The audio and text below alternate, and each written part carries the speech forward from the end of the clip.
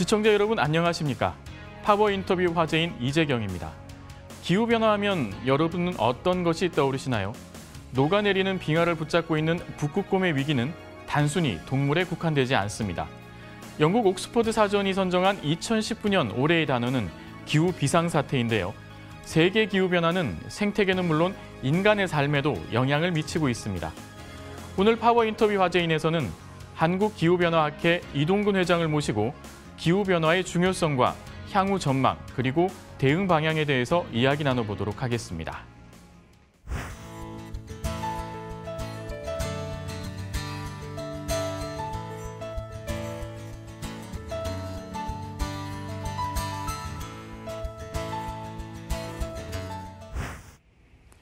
안녕하십니까? 그 바쁘신 가운데 이렇게 자리를 해주셔서 정말 감사합니다. 한국기후변화학회에서 오셨는데요. 어떤 곳인지 먼저 설명 좀 부탁드리겠습니다. 예, 한국기후변화학회는 2009년도에 설립이 되었습니다. 현재 회원수는 약 2,000여 명이 되고 있습니다. 생긴 지가 10년 정도가 되었지만 10년 내에 이렇게 비약적으로 성장하고 있는 학회는 아마 없을 겁니다.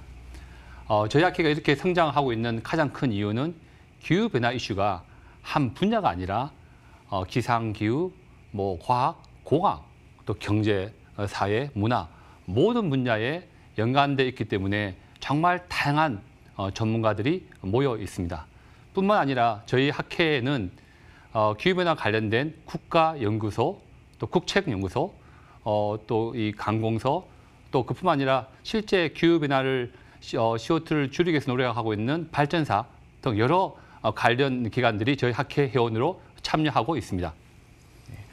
기후변화 참 심각한 상황인데요. 근데 요즘엔 또 코로나19 문제도 또 굉장히 심각하게 사람들이 이제 느끼고 있습니다. 혹시 기후변화하고 코로나19 관계가 있나요? 정말 이 코로나 문제가 우리 이 사회의 어떤 삶을 많이 바꾸고 있습니다. 현재 기후변화와 코로나의 어떤 관련성에 대해서는 아직 많은 연구는 필요합니다. 하지만 기후변화가 이 코로나 바이러스에 영향을 주고 있다는 어떤 이야기도 많고 또 코로나 바이러스가 기후변화에 영향을 주고 있다는 이야기도 있습니다. 즉 기후변화가 진행을 하다 보면 온도가 올라가게 되고 강수량이 이제 많아지게 됩니다.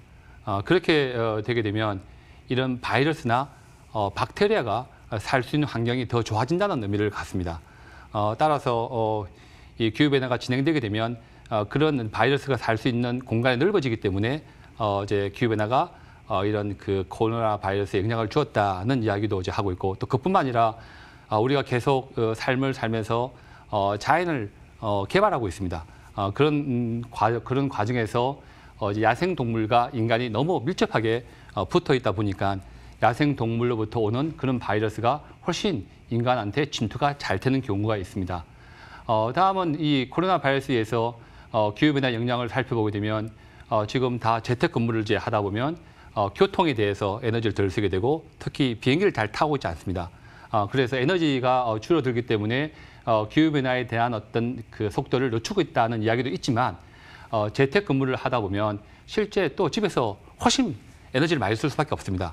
그 부분에 대해서는 조금 더 우리가 더 학문적으로 앞으로 연구해야 될 분야라고 생각은 합니다. 기후변화에 따라서 생태계가 변화될 수 있다라는 말씀 해주셨는데요. 그 피해 그 외에도 훨씬 더 많을 것 같습니다. 좀 얼마나 심각한 상황인가요? 예, 기후변화에 의한 피해는 미래에는 더 심각을 할 것은 분명하고 현재 보고된 것만 이야기를 해도 작년에 프랑스 파리에서 기온이 42도까지 올라간 적이 있습니다. 우리 어떤 몸의 온도가 36도, 7도입니다. 그러니까 몸의 어떤 그 체온보다 대기의 온도가 더 높다는 것은 우리의 어떤 신체의 어떤 메커니즘을 부숴버릴 수가 있습니다. 그래서 작년에 파리에서 1,000명 이상이 죽었다는 보고도 있고 뿐만 아니라 가까운 일본, 대만만 하더라도 작년에 이제 하루 이틀에 1,000mm 이상 비가 내렸습니다. 우리 강수량이 연간 중부 지역이 1,100에서 1,400이면 거의 이틀 동안에 거의 비가 다 왔다는 이야기입니다. 그 많은 비가 오게 되면 생태계는 물론이고 우리가 살고 있는 삶의 그 정도 비를 흡수할 수 있는 공간이 없습니다. 없기 때문에 피해는 더 커지고 있고 또 하나 우리가 놓치고 있는 부분은 기후 변화가 진행을 하다 보면 온도가 올라가면 어떤 이 추위에 대해서는 괜찮다는 이야기를 참 많이 하게 되는데 그렇지 않습니다. 이 현재 갖고 있는 어떤 공간 어떤 크기보다 이런 급값들이 더 생기게 되면 분명히 어떤 위로 온도는 올라가지만 추위가 더 급값이 더 생길 수 있기 때문에 특히 그 동남아나 일대 지역에서는 이 혹한에 의한 피해도 늘고 있습니다. 그렇게 많은 현상이 지금 나오고 있는데 도대체 왜 그런 기후변화가 오는 건지 그리고 기술적으로 해결할 수 있는 방법은 없는지요? 예, 기후변화가 원래 어떤 자연이 갖고 있는 지구란 부분이 이제 온실가스를 배출하고 또 흡수하고 저절로 평형을 이루는 것이 어떤 지구인데 인간이 어떤 활동을 하면서 에너지를 많이 쓰다 보니까 그러니까 에너지에 의해서 온실가스가 많이 배출되게 됩니다. 온실가스의 대표적인 것으로서는 이산화탄소와 메탄 등이 있습니다. 너무 간단합니다. 이산화탄소와 메탄을 그냥 줄이면 끝입니다. 없애면 끝입니다. 그러나 우리 어떤 삶이 오늘 제가 아침에 일어나서 밥도 먹고 또 잠도 자고 옷도 입고 또 차로 이제 이동을 하게 되는데 이 모든 인간의 삶 자체가 에너지를 쓰고 있습니다.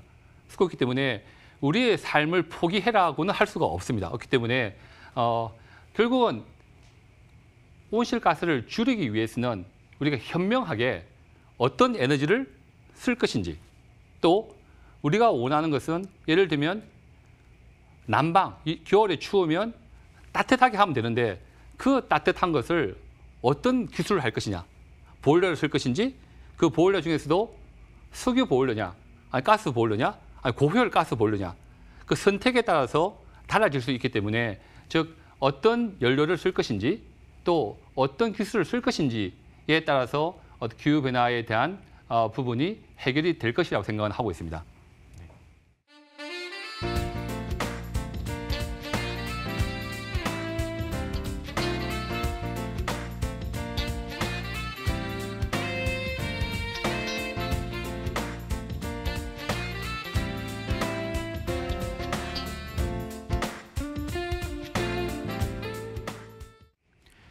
이번에는 기후변화의 국제적인 그리고 정책적인 대응 방법에 대해서 알아보도록 하겠습니다.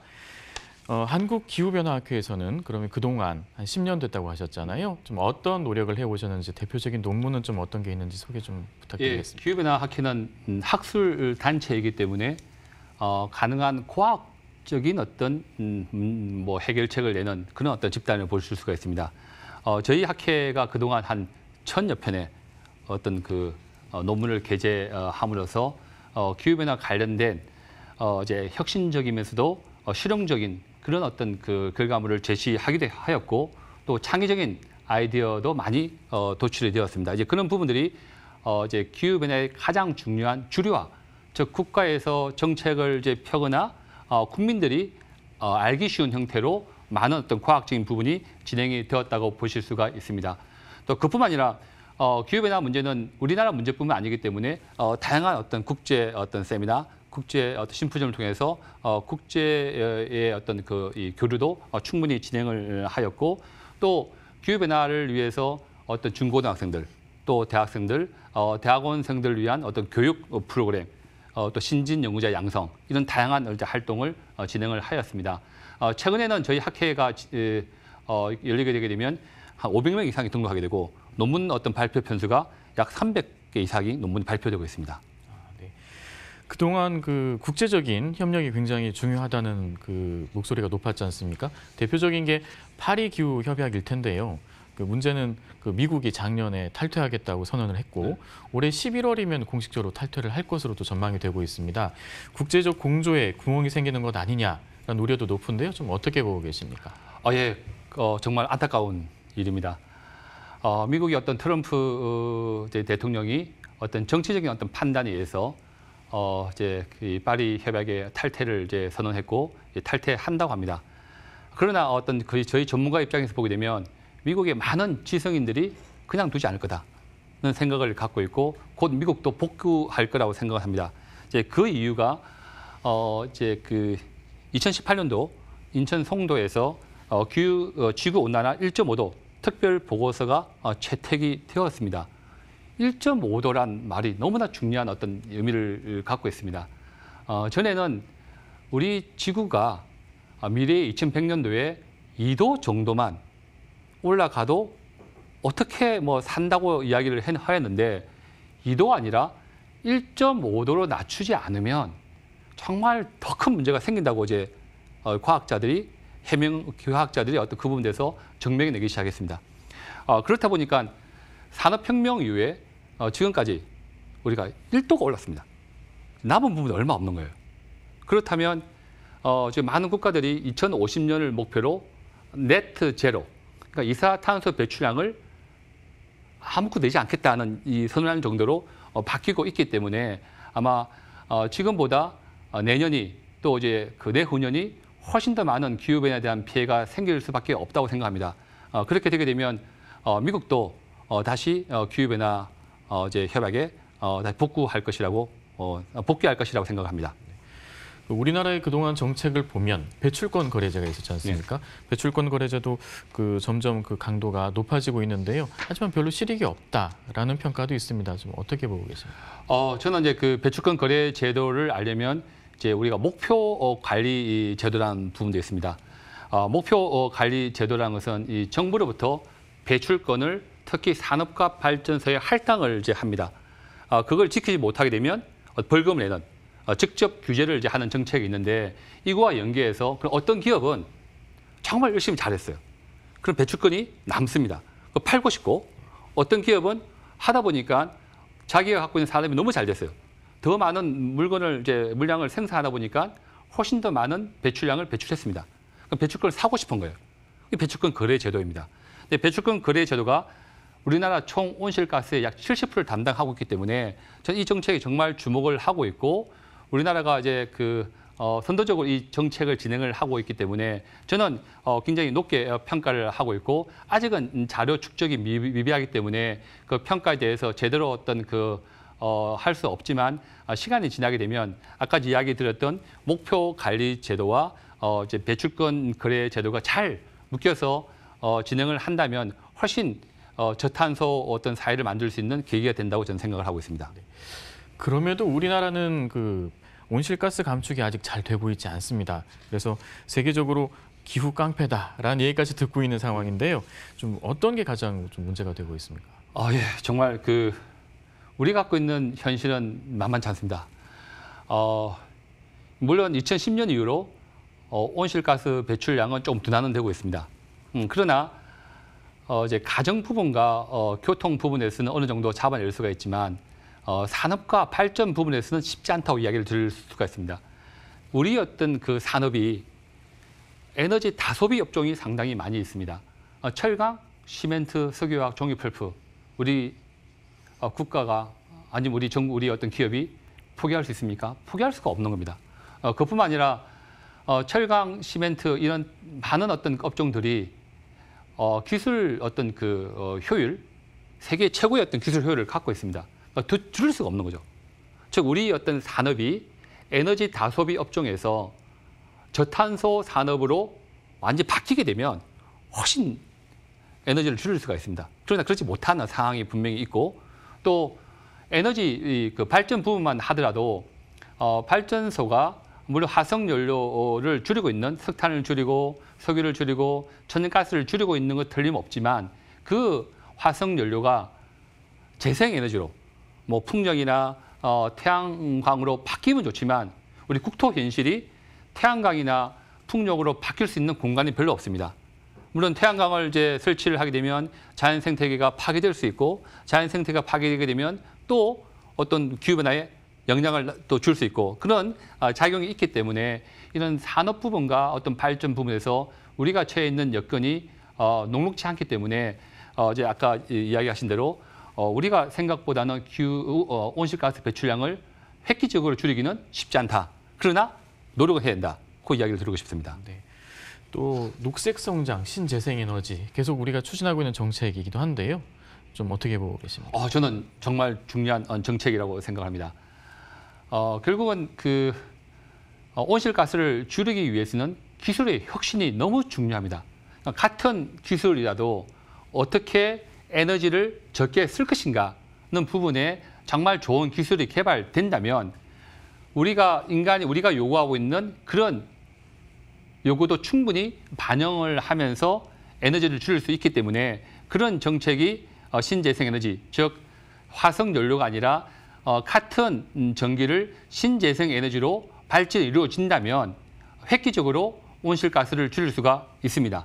녹색 성장도 마찬가지입니다. 성장을 하면서 어떻게 우리가 이제 이산화탄소를 줄일 수 있는가에 초점이 맞춰져 있기 때문에 이런 정책은 정말 우리한테는 도움이 되는 정책이고 앞으로도 더 추진을 많이 해야 될 정책이라고 생각을 합니다. 아까도 잠깐 말씀해 주셨는데요. 넷제로에 대한 얘기를 좀 해봐야 될 것 같습니다. 기후행동 정상회의에서 작년이었죠. 2050년까지 탄소 순 배출량을 제로로 만들겠다라는 선언을 했는데요. 우리나라는 아직 대열에 동참하고 있지 못하고 있습니다. 그렇다는 거는 우리가 이제 목표를 정확하게 설정하지 못했다라는 좀 평가도 될 수 있을 것 같고 다른 선진국에 비해서 우리의 기후 변화에 대한 대응이 좀 뒤처진 것 아니냐라고 좀 얘기도 나올 수 있을 것 같은데요. 앞으로 어떻게 좀 우리가 대응을 해야 될 것 같습니까? 예,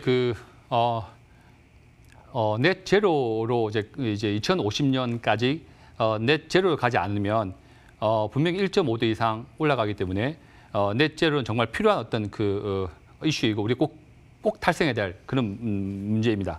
그러나 넷 제로로 가기 위해서는 온실가스를 줄이거나 아니면 흡수원을 확대해서 배출된 온실가스를 잡아 넣든가 아니면 우리 어떤 행동을 통해서 온실가스를 줄일 수 있는 방안을 마련해야 됩니다.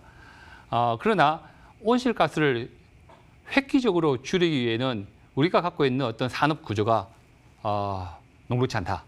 우리 산업 구조가 미래의 어떤 제4차 산업이라든가 아니면 다른 어떤 이제 산업으로 바뀌게 되게 되면 가능하지만 지금 상태에서는 넷 제로를 선언하기는 힘들다는 이야기를 들을 수 있고 그렇다면 흡수원의 확대, 즉 산림을 더 확대시키거나 도심에 나무를 더 심어주거나 아니면 이산화탄소를 포집을 해서 아니면 어떤 토양이나 어떤 물 속에 넣는 방법이 있는데 이 부분에 대해서는 계속 연구와 기술 개발이 진행되고 있습니다.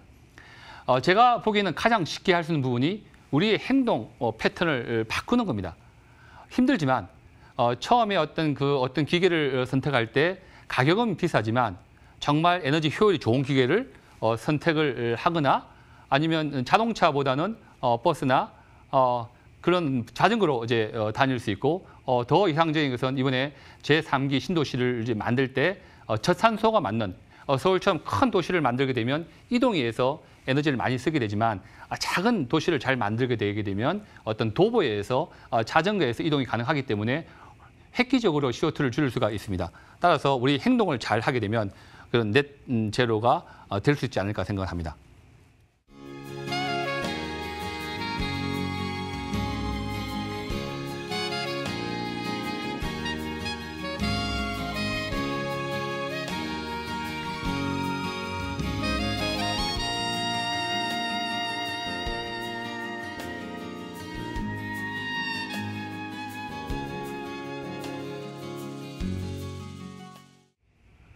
이번에는 한국기후변화학회의 역할과 향후 비전에 대해서 얘기 나눠보도록 하겠습니다. 한국기후변화학회가 생긴 지 10년이 됐다고 하셨는데요. 그동안 있었던 여러 가지 일들 중에 가장 기억에 남는 활동이나 논문 어떤 게 있을까요? 예, 작년에 저희 10주년 행사를 이제 하면서 그동안 우리가 어떤 일을 해왔는지에 대해서 되돌아보고 또 미래 100년을 이제 대비한 행사를 가졌다는 것도 상당히 중요한 어떤 이벤트가 될 수가 있습니다.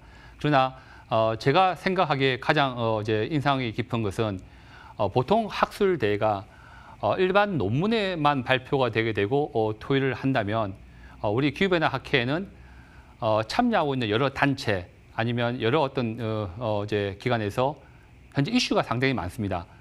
이제 농업 지역에서는 어떻게 저수지를 관리해야 될지 아니면 어떤 수령이 맞는 것인지 어떻게 폭염을 예방할 것인지 정말 많은 이슈가 있는데 그 이슈를 특별 섹션을 만들어서 관련된 부분에 대해서 토의하고 또 이제 의견을 모아서 계속 피드백하는 그런 과정들이 저는 정말 기후변화 학회에서 갖고 있는 큰 강점이자 놀라움을 이제 갖고 있습니다. 따라서 이런 어떤 그 기후변화가 우리 사회의 주류화가 되기 위한 그런 노력이 어떤 이 가장 큰 인상 깊은 점이라고 이야기를 드릴 수가 있습니다. 회장님은 또 취임하신 지 이제 1년 되셨죠? 소회는 좀 어떻습니까? 예, 기후변화학회를 저도 이제 기후변화를 정말 연구하는 학자로서 작년 1월달에 취임을 했습니다. 근데 기후변화 이제 일을 하다 보니까 생각 외로 우리 어떤 그 국민들이 기후변화에 대해서 관심은 있는데 먼 미래의 일이다. 지금 꼭 해야 되겠느냐는 어떤 어찌 보면 이제 너무 쉽게 생각하는 부분도 있고 관심이 좀 떨어졌습니다. 저희 그 학회의 가장 최근에 중점으로 갖고 있는 것은 소통을 하고 정말 많은 정보를 제공하자는 어떤 이야기를 이제 하고 있기 때문에 매달 세미나를 이제 하고 그 세미나를 녹화해서 유튜브 방송을 지금 시작을 하고 있습니다. 혹시 관심이 있으면 저희 기후변화학회 홈페이지에 들어오셔가지고 기후변화 관련된 정말 다양한 어떤 부분에 대해서 유튜브 방송을 보시면 보다 기후변화에 대한 이해 폭이 넓어질 것이라고 생각을 합니다. 올해는 또 코로나19 때문에 좀 쉽지는 않은 어려움이 좀 있는데요. 올해는 좀 어떤 그래도 계획을 가지고 계시다면 소개 좀 해주시죠. 예. 저희들도 정말 많은 어떤 그 사업을 또 계획을 했습니다만은 이 코로나 문제로 굉장히 위축이 되어 있고 많은 활동을 이제 적고 있습니다. 하지만 저희 그 기후변화학회가 올 6월 말에 있는 이제 그 행사는 진행을 하려고 합니다. 그 행사가 정말 대면으로 하고 싶지만 이 상황이 안 좋게 되면 이제 비대면 온라인으로 이제 같이 개말 생각이 있습니다만은 이번에 할 주제는 코로나 바이러스와 같은 신종 감염병과 기후변화 이슈를 한번 다루려고 생각합니다. 그게 다뤄지게 되면 새로운 어떤 그 변화에 대해서 우리가 어떻게 대응을 할 수 있는가에 대한 이제 학문적인 논의점이 될 것이라고 생각은 하고 있고, 그리고 조금 이제 상황이 좋아지게 되면 올 가을에는 여러 이제 세계적인 전문가를 모아서 국제 어떤 심포지엄도 이제 하려고 하고 있고, 여름에는 탄소 포럼에도 적극적으로 참여를 하려고 합니다. 물론 이제 그 고등학생이나 대학생들한테 교육 프로그램도 마련해 놓고 있습니다. 그러면 앞으로 한국기후변화학회 어떤 비전을 갖고 계십니까? 예, 기후변화라는 이슈는 우리 인류가 이제 피할 수는 없는 현실적인 어떤 문제라고 생각은 합니다. 따라서 기후변화학회는 이런 기후변화에 대한 정말 다양한 어떤 문제, 그런 재난재해에 대해서 어떻게 안전한 사회를 만들 것인지, 또 실제 기후변화의 원인이 되는 온실가스, 이산화탄소나 메탄 같은 것들을 어떻게 줄일 것인지, 어떻게 없앨 것인지를 갖는 저탄소 사회를 가기 위해서 저희 학회는 연구, 정책, 학술적으로 지속적으로 이제 투자를 하고 또 발전시키는 그런 역할을 하려고 합니다.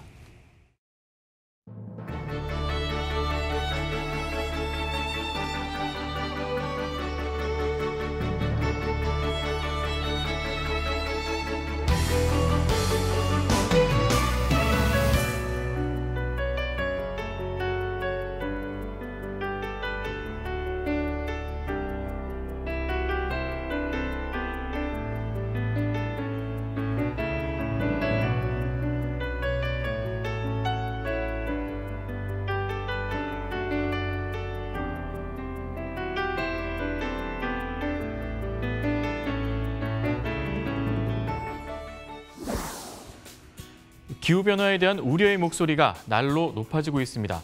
기상재해가 빈발하고 피해 규모가 대형화함에 따라 지구 차원의 체계적인 대응 체계가 필요한데요. 기후변화에 적극 대응하기 위해 학문적 노력을 기울이고 있는 한국기후변화학회의 성장과 발전을 기대해 보겠습니다. 오늘 함께해 주신 이동훈 회장님 고맙습니다.